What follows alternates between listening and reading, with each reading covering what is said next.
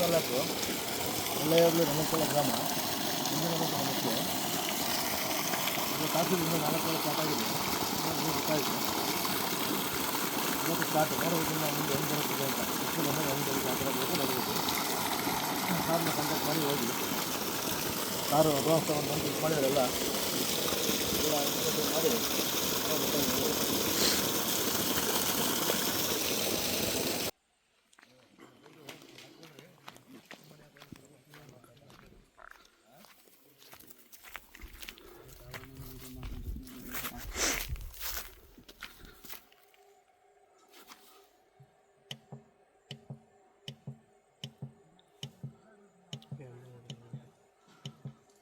ಅದಕ್ಕೆ 1,40,000 ಒಂದೂವರೆ ಎಕರೆ ಕೆಳಗಡೆ ಬಟನ್ ಕೊಟ್ಟಿರ್ತೀನಿ